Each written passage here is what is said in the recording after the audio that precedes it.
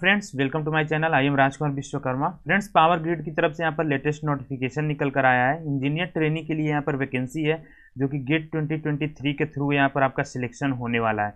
यहाँ पर देख सकते हो, जब आप लोग पावर ग्रिड के ऑफिशियल वेबसाइट पर आओगे तो यहाँ पर आपको एक करियर का टैब दिखाई देगा। इस पर आओगे और इस पर आने के बाद आपको सिंपली क्या करना है, यहाँ पर आपको ऑप्शन आएगा इधर ओपनिंग्स का। ओपनिंग्स पे क्लिक करोगे तो इस प्रकार से आपके सामने देख सकते हो, देखने को मिलेगा। यहाँ पर आपको नोटिफिकेशन का डिटेल देखने को मिलेगा।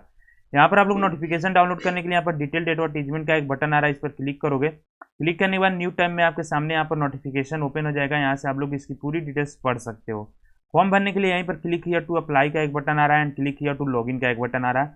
सबसे पहले हम क्लिक हियर टू अप्लाई के बटन पर क्लिक करेंगे। क्लिक करने के बाद हमारे सामने फॉर्म ओपन हो जाएगा। यहाँ पर देख सकते हो इस प्रकार से। यहाँ पर सबसे पहले हमें डिसिप्लिन चूज करना पड़ेगा, किस डिसिप्लिन में आपने अपना ग्रेजुएशन कंप्लीट किया हुआ है। इलेक्ट्रिकल इंजीनियरिंग, सिविल इलेक्ट्रॉनिक्स या फिर कंप्यूटर साइंस, जो भी अपने अकॉर्डिंग आपको चूज करना है। फिर यहाँ पर प्रीफ्रेंस पूछ रहा है, तो यहाँ पर पावर ग्रिड एंड CTU-IL, तो जिसके लिए आप लोग अप्लाई करना चाहते हो जिसमें, तो आपको उसमें चूज कर लेना है। मैं यहाँ पर पावर ग्रिड से चाहता हूँ तो मैं पावर ग्रिड चूज कर लूँगा।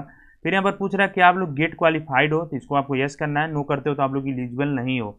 फिर यहाँ पर देख सकते हो ईयर पूछ रहा है किस साल आपने क्वालिफाई किया है, तो यहाँ पर 2023 का मांगा गया है, तो इसलिए 2023 चूज करना है। यहाँ पर आपको अपने गेट का रजिस्ट्रेशन नंबर एंटर करना है। देख सकते हो, चूंकि मैंने इलेक्ट्रिकल चूज किया था तो यहाँ पे इलेक्ट्रिकल देख सकते हो EE आ रहा है। यदि आपका सिविल होगा तब CE आएगा। इस प्रकार से यहाँ पर EE आ जाएगा एंड आगे का जो रजिस्ट्रेशन नंबर आपको मेंशन कर देना है। यहाँ पर गेट का एनरोलमेंट नंबर या फिर एप्लीकेशन ID जो है उसको आपको यहाँ पर एंटर कर देना है।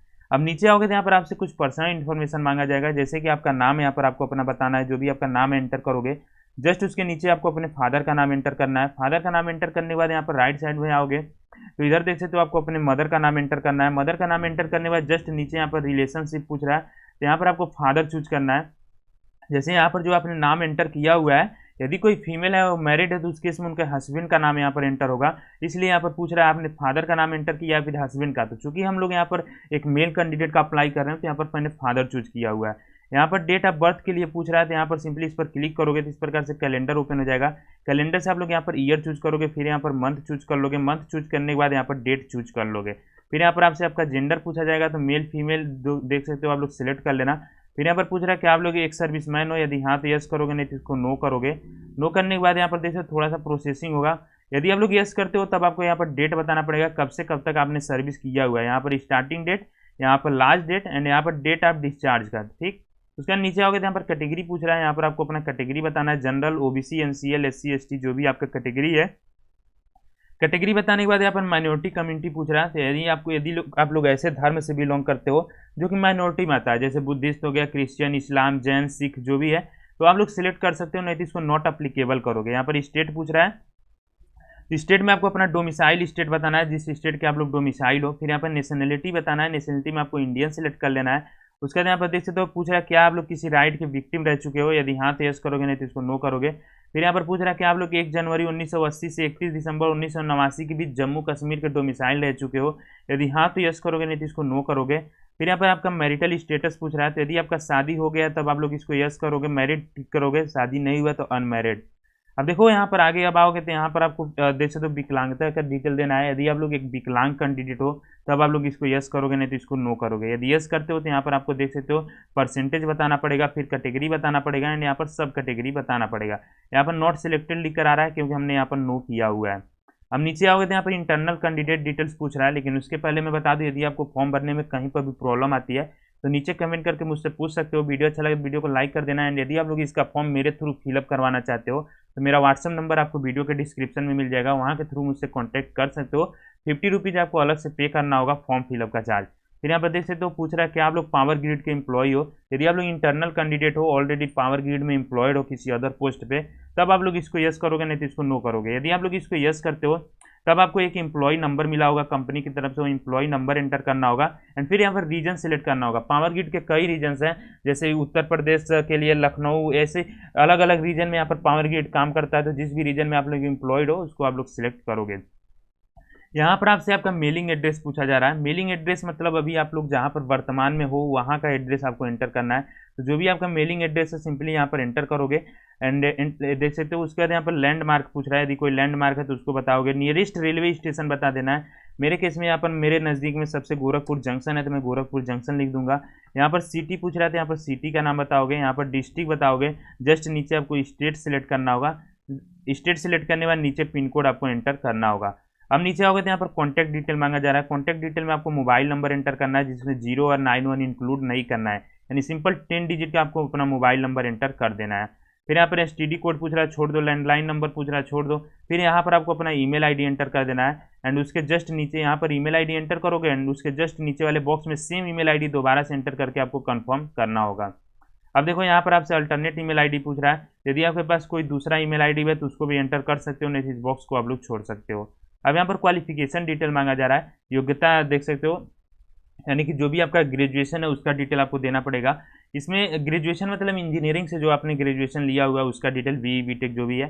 फिर यहाँ पर क्वालिफिकेशन में सबसे पहले आपको ऑप्शन चूज करना पड़ेगा, बीई है, बीटेक है या फिर बीएससी इंजीनियरिंग है, तो जो भी है अपने अकॉर्डिंग चूज कर लोगे। फिर यहाँ पर परसेंटेज ऑफ मार्क्स बताना होगा, देख सकते हो यहाँ पर बताया भी गया है percentage of marks in 2 decimal places, यानी कि सपोज डेट आपका 68% है तो उसके आगे यहाँ पर पॉइंट लगा के 0 आपको मेंशन कर देना है। यदि मान के चलो यहाँ पर 68.42 है तो यहाँ पर 24 है तो उसको इस प्रकार से लिखना है।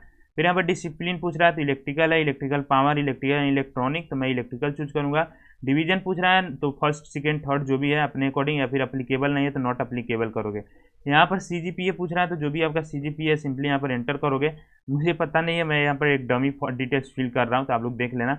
यहाँ पर आपको कोर्स का डेट बताना पड़ेगा, कब से आपने एडमिशन लिया था, तो यहाँ पर जो भी है सिंपली यहाँ पर बताओगे, यहाँ पर एक डेट सेलेक्ट करोगे, एंड उसके बाद कब तक आपने कंप्लीट किया। यहाँ पर 2 डेट पूछ रहा है, यानी लास्ट डेट, तो यहाँ पर आप लोग बताओगे, सॉरी लास्ट डेट नहीं बोलेंगे, फाइनल डेट यहाँ पर बताओगे, फाइनल ईयर का जब आप लोग का सर्टिफिकेट यहाँ पर मिला था। अब देखो यहाँ पर आपको क्या करना है ना, डेट बताना है कब आपको यहाँ पर आपको पासिंग डेट बताना है, किस डेट को आपने पास किया था, एंड यहाँ पर आपको डेट ऑफ डिक्लेरेशन कब आपका रिजल्ट मिला था वो डेट आपको बता देना है।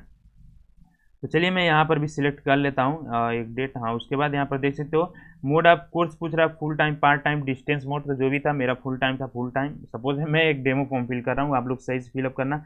यहाँ पर आपको यूनिवर्सिटी का नाम बताना होगा, जो भी आपका यूनिवर्सिटी है यहाँ पर सिंपली उसका नाम एंटर करोगे, एंड उसके बाद यहाँ पर इंस्टीट्यूट का नाम पूछ रहा है, तो यूनिवर्सिटी एंड कॉलेज का नाम अलग अलग होता है तो बताओगे। यदि आपका दोनों सेम ही, यानी आपने यूनिवर्सिटी से ही ग्रेजुएशन किया हुआ है तब दोनों में आप लोग एक ही डिटेल फिल करोगे।